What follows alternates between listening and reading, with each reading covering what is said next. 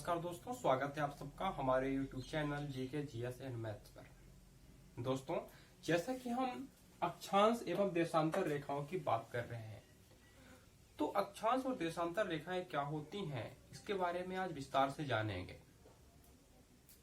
हालांकि अक्षांश या देशांतर रेखाएं पृथ्वी पर खींची जाने वाली काल्पनिक रेखाएं होती हैं। ऐसी कल्पना कर ली जाती है कि पृथ्वी पर कुछ विशेष प्रकार की रेखाएं हैं जिन्हें अक्षांश या देशांतर रेखा कहा जाता है। अब हम ये जानने का प्रयास करेंगे अक्षांश रेखाएं क्या होती हैं, फिर जानेंगे देशांतर रेखाएं क्या होती हैं।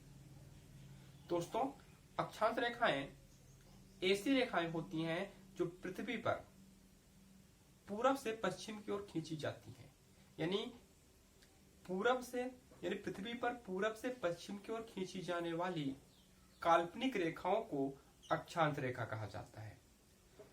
दोस्तों, जैसा कि हमने पिछले वीडियो में बताया था कि इन्हीं अक्षांश रेखाओं में से एक अक्षांश रेखा 0 डिग्री का होता है, जिसे कि विषुवत रेखा या भूमध्य रेखा भी कहते हैं। इसे विषुवत रेखा या भूमध्य रेखा इसलिए कहते हैं क्योंकि यह इस संपूर्ण पृथ्वी को, ये माना कि पृथ्वी है और पूरब से पश्चिम की ओर खींचा जाने वाला ये जो रेखा है ये अक्षांश रेखा है। क्योंकि ये पृथ्वी के बीचों बीच खींचा जाने वाला अक्षांश रेखा है, अर्थात 0 डिग्री अक्षांश रेखा है। 0 डिग्री अक्षांश रेखा है। अब 0 डिग्री अक्षांश को ही हम विषुवत रेखा या भूमध्य रेखा के नाम से जानते हैं। इसे कौन सा रेखा कहते हैं? विषुवत रेखा या भूमध्य रेखा। विषुवत या भूमध्य रेखा। अब यह 0 डिग्री अक्षांश का रेखा पृथ्वी को 2 भागों में, उत्तरी भाग और दक्षिणी भाग, यानी उत्तरी गोलार्ध और दक्षिणी गोलार्ध में बांटता है। उत्तरी गोलार्ध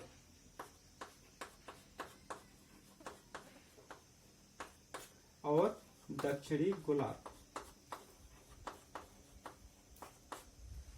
यानी कि 0 डिग्री अक्षांश रेखा पृथ्वी को 2 भागों, उत्तरी गोलार्ध और दक्षिणी गोलार्ध में बांटता है। इस 0 डिग्री अक्षांश रेखा को विषुवत रेखा और इसे ही भूमध्य रेखा के नाम से जाना जाता है।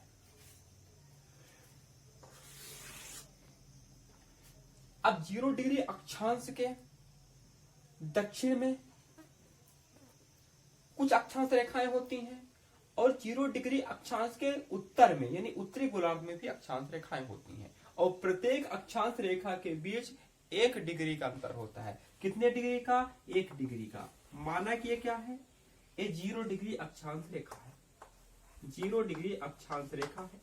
अब इस 0 डिग्री के ऊपर 1 डिग्री के अंतराल में, 1 डिग्री के अंतराल में लगभग 90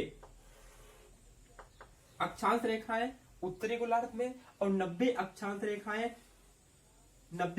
रेखाएं दक्षिणी गोलार्ध में 1 डिग्री के अंतराल में खींची जाएंगी। पूरी रेखाएं इस पे आना संभव नहीं है।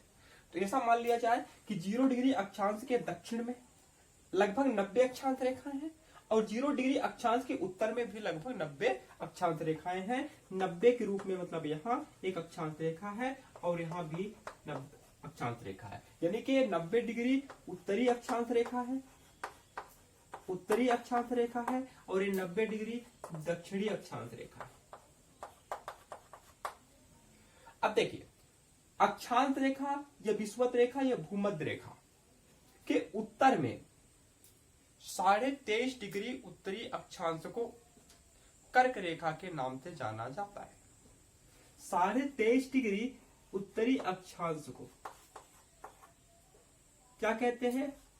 कर्क रेखा। तो 0 डिग्री अक्षांश से उत्तर में 23.5 डिग्री उत्तरी अक्षांश को कर्क रेखा के नाम से जाना जाता है और 0 डिग्री अक्षांश के उत्तर में 66.5 डिग्री अक्षांश को आर्कटिक रेखा, कौन सा रेखा? आर्कटिक रेखा, आर्कटिक रेखा के नाम से जाना जाता है। ठीक वही प्रक्रिया नीचे भी है, दक्षिणी ध्रुव में भी है। 0 डिग्री अक्षांश रेखा या विषुवत रेखा या भूमध्य रेखा के दक्षिण में 23.5 डिग्री दक्षिण अक्षांश को 23.5 डिग्री दक्षिण अक्षांश को मकर रेखा कहते हैं। क्या कहते हैं? मकर रेखा कहते हैं।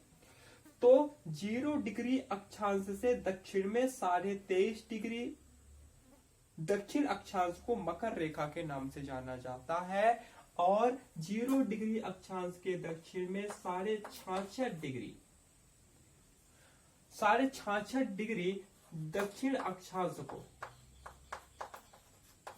अंटार्कटिक रेखा कहते हैं। क्या कहते हैं? अंटार्कटिक रेखा। ठीक, तो हमने जाना कि पृथ्वी पर पूरब से पश्चिम की ओर खींची जाने वाली काल्पनिक रेखाओं को अक्षांश रेखा कहते हैं। 0 डिग्री अक्षांश रेखा पृथ्वी को 2 बराबर भागों उत्तरी गोलार्ध और दक्षिणी गोलार्ध में बांटने का काम करता है। 0 डिग्री अक्षांश रेखा को ही विषुवत रेखा या भूमध्य रेखा के नाम से जाना जाता है। 0 डिग्री अक्षांश रेखा के उत्तर में 23.5 डिग्री अक्षांश को कर्क रेखा और 66.5 डिग्री अक्षांश को आर्कटिक रेखा कहते हैं। ठीक उसी प्रकार 0 डिग्री अक्षांश या विषुवत या भूमध्य रेखा के दक्षिण में 23.5 डिग्री दक्षिण अक्षांश को मकर रेखा कहते हैं, और 0 डिग्री अक्षांश या विषुवत रेखा के दक्षिण में 66.5 डिग्री दक्षिणी अक्षांश को अंटार्कटिक रेखा के नाम से जाना जाता है। दोस्तों, इन रेखाओं के बीच की दूरी यानी कि 2 अक्षांश रेखाओं के बीच की दूरी 111 किलोमीटर होती है। कितनी होती है? 111 किलोमीटर।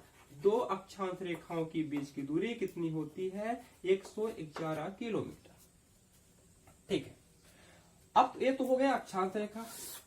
अब बात कर लेते हैं देशांतर रेखा की। हमने देखा कि अक्षांश रेखाएं पृथ्वी पर पूरब से पश्चिम की ओर खींची जाने वाली काल्पनिक रेखाएं हैं। ठीक उसी प्रकार ये उत्तरी ध्रुव है पृथ्वी का, दक्षिणी ध्रुव है। तो पृथ्वी के उत्तरी ध्रुव को दक्षिणी ध्रुव से मिलाने वाली काल्पनिक रेखाओं को देशांतर रेखा कहते हैं। पृथ्वी के उत्तरी ध्रुव को दक्षिणी ध्रुव से, पृथ्वी के उत्तरी ध्रुव को दक्षिणी ध्रुव से, ये दक्षिणी ध्रुव है, उत्तरी ध्रुव है, तो पृथ्वी के उत्तरी ध्रुव को दक्षिणी ध्रुव से मिलाने वाली काल्पनिक रेखाओं को कौन सा रेखा कहते हैं? देशांतर रेखा। तो पृथ्वी के उत्तरी ध्रुव को दक्षिणी ध्रुव से मिलाने वाली काल्पनिक रेखाओं को देशांतर रेखा कहते हैं। 0 डिग्री देशांतर रेखा इसे कहते हैं। ये 0 डिग्री देशांतर रेखा लंदन में ग्रीनविच नामक स्थान से गुजरती है। कहां से गुजरती है? ग्रीनविच नामक स्थान से। ग्रीनविच नामक स्थान से गुजरती है, इसलिए इसे ग्रीनविच रेखा भी कहते हैं। किसे भाई? 0 डिग्री देशांतर रेखा को। 0 डिग्री देशांतर रेखा को। ठीक, 0 डिग्री देशांतर रेखा लंदन स्थित ग्रीनविच नामक स्थान से गुजरती है, इसलिए इस 0 डिग्री देशांतर रेखा को ग्रीनविच रेखा के नाम से भी जाना जाता है। अब इस ग्रीनविच रेखा यानी कि 0 डिग्री देशांतर रेखा के पूरब में लगभग पूरब में 180, कितने भाई? 180 देशांतर रेखाएं होती हैं। 180 देशांतर रेखाएं ऐसे खींची होती हैं, और पश्चिम में भी 180 देशांतर रेखाएं खींची होती हैं। यानी कि 0 डिग्री देशांतर रेखा या ग्रीनविच रेखा संपूर्ण पृथ्वी को पूर्वी और पश्चिमी भाग में बांटने का काम करता है। यानी कि ग्रीनविच रेखा या 0 डिग्री देशांतर रेखा के पूरब में भी 180 देशांतर रेखा होते हैं, और पश्चिम में भी 180 देशांतर रेखा होते हैं। कहने का मतलब इधर भी 180 होंगे और इधर भी 180 देशांतर रेखा होंगे। यानी कुल कितने देशांतर रेखा हो गए? टोटल कितने देशांतर रेखा हो गए? टोटल हो गए 180 प्लस 180 यानी कि 360। कितने देशांतर रेखा हो गए?